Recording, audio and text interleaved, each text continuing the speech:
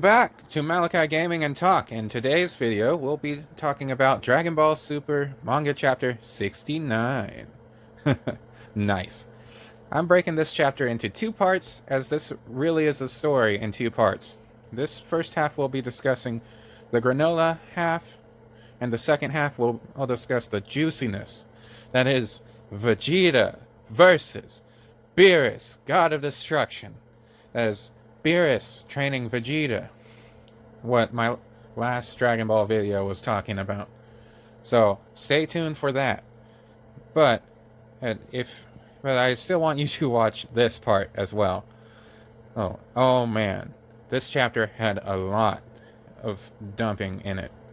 Now, make sure to drop a like, and here we go. This chapter starts out with Granola arriving on his home planet, Planet Cereal. Surprise, surprise, Toriyama with his food puns. We see him chat with a Sugarian, which are the planet's new residents, to take his time with the repairs on his ship, as he's going to be without work for a while. I feel you there, bud. And I've been out of work before. It sucks. After that, Granola buys some water, and we learn he lives with someone who's several hundred years old, who hasn't been to town in a while.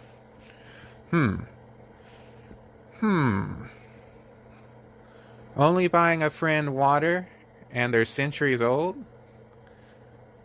I think we all know where this is leading to, but we'll get there in a minute.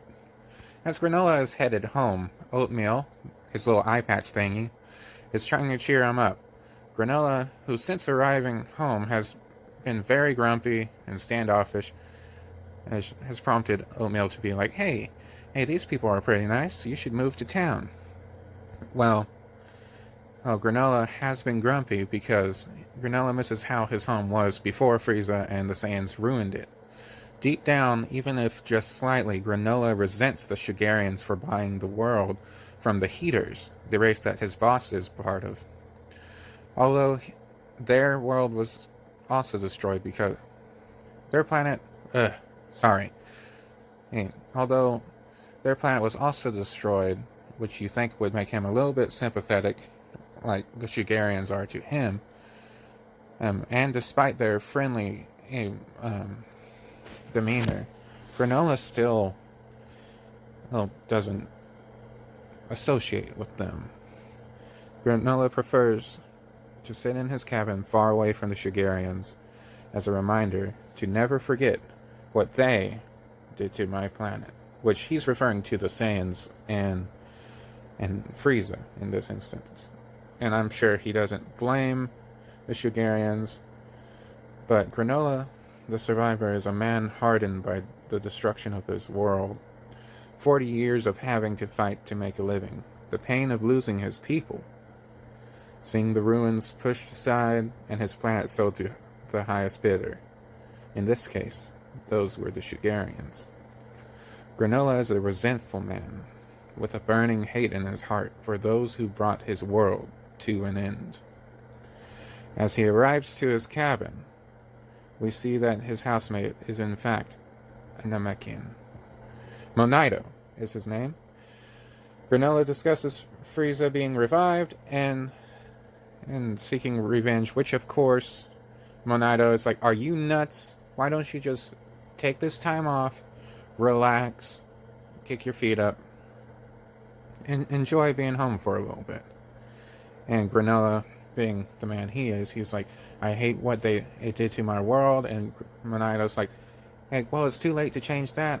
And he's like, I could use the Dragon Balls. And he points to one Dragon Ball, which Monito...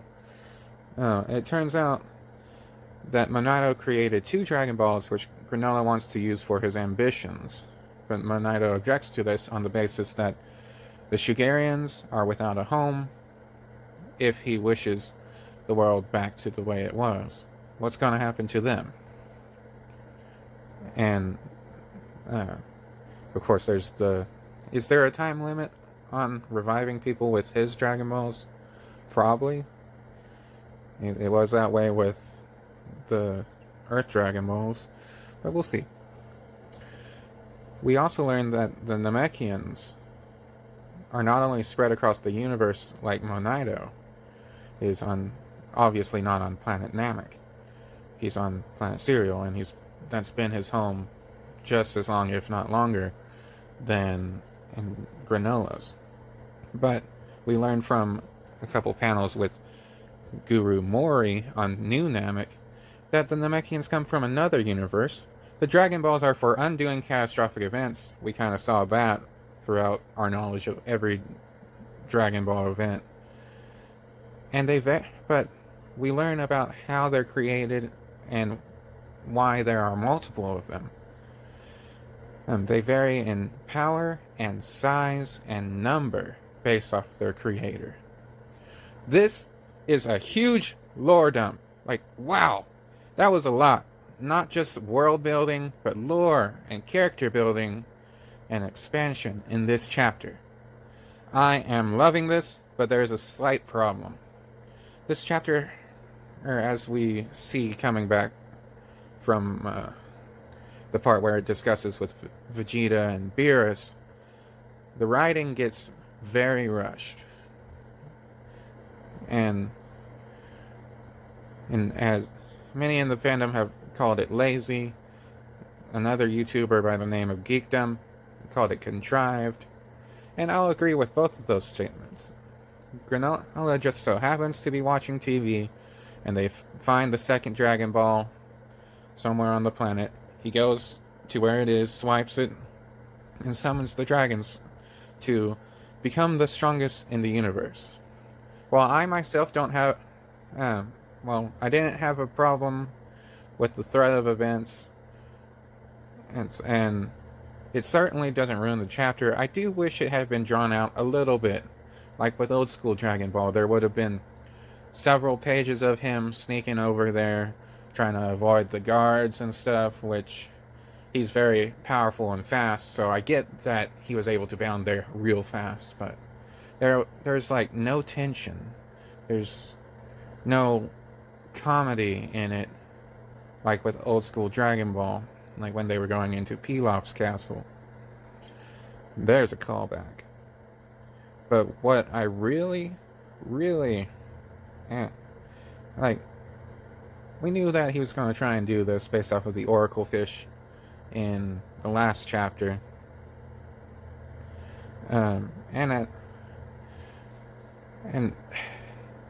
But I really hope that the dragon just hits him with that classic line, "Your wish is beyond my power," as this is something that only the Super Dragon Balls should be capable, logically speaking, of doing at this point in time. And if it does get granted, if it will be Jiren's rushed as hell backstory / Zeno button levels of bad storytelling. Like, let's hope that doesn't happen. Hopefully not. But if it doesn't happen, what is Granola gonna wish for? Like, is he gonna wish for a dragon radar? Is he to find like the Super Dragon Balls and then he can grant that wish? Or will he go to Zuno? Like I think it was the prisoners did that, if I remember correctly. Is he gonna wish to get a little bit stronger and then go find other Dragon Balls?